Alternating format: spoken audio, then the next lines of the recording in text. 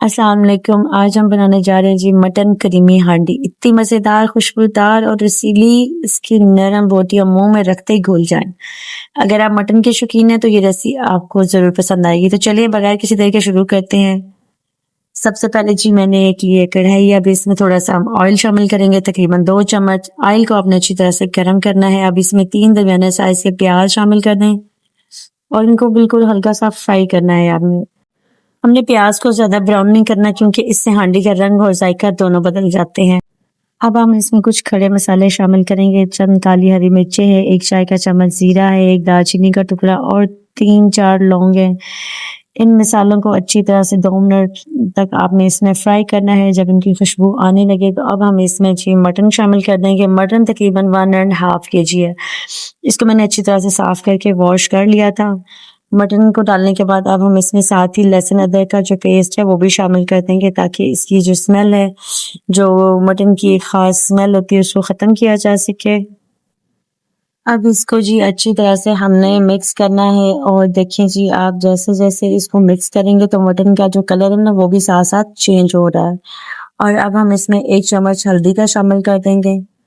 ये इसमें एक खास किस्म की खुशबू पैदा करेगा और इसका जो हांडी का टेस्ट है ना वो बहुत अच्छा होगा, कलर बहुत अच्छा होगा जी। अब हम इसमें 3 दरमियाने साइज के जो टमाटर हैं उनका पेस्ट शामिल करेंगे। फिर इनको हमने तकरीबन 10 मिनट के लिए पकाना है और इसका जो पानी है इसको हमने ड्राई करना है क्योंकि मटन अपना पानी भी रिलीज करेगा जी। अब हम इसको कवर करके रख देंगे ताकि इसका जो पानी है वो कुछ हद तक ड्राई हो जाए। और अब हम इसमें जी थोड़ा सा नमक शामिल करेंगे हस्बे जायका और 1 प्याली दही की इसमें शामिल करें। इनको अच्छी तरह से फिर से मिक्स करें, इसमें चम्मच चलाएं ताकि ये इसमें अच्छी तरह मिक्स हो जाए। देखिए जी अभी भी मटन में अपना पानी भी है और इसमें जो हमने दही शामिल की ये फिर भी पानी रिलीज। इसको हमने 5 से 10 मिनट के लिए इसमें हाई फ्लेम पर पकाना है जी। इस स्टेज पर अब हम इसमें सुरख मिर्च पाउडर शामिल करेंगे और उन तमाम चीज़ों को फिर से मिक्स करेंगे और इसकी आंच जो है ना वो हमने तेज़ ही रखनी है और मसाले को अच्छी तरह से इसमें फ्राई करना है ताकि जो टमाटर का इजाफी पानी है वो भी ड्राई हो जाए।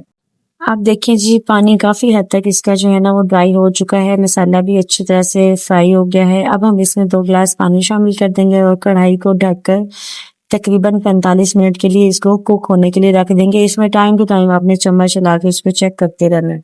ये देखिए जी 40 से 45 मिनट के बाद हांडी कुछ इस तरह से है। अब हम इसमें खुश्क धनिया के 2 चम्मच ऐड करेंगे और इसमें 1 चम्मच हमने जीरा पाउडर शामिल करना है।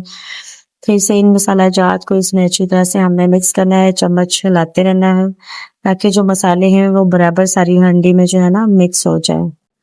अगर आप मेरे चैनल पर न्यू हैं तो सब्सक्राइब करना मत भूलिएगा। आई होप आपको मेरी आज की रेसिपी भी पसंद आ रही होगी जी। अब हम इसमें तकरीबन 1 चम्मच जो है काली मिर्च का शामिल करेंगे और 4 से 5 जो है ना साबुत सुरख मिर्च आपने इसमें शामिल कर देनी है।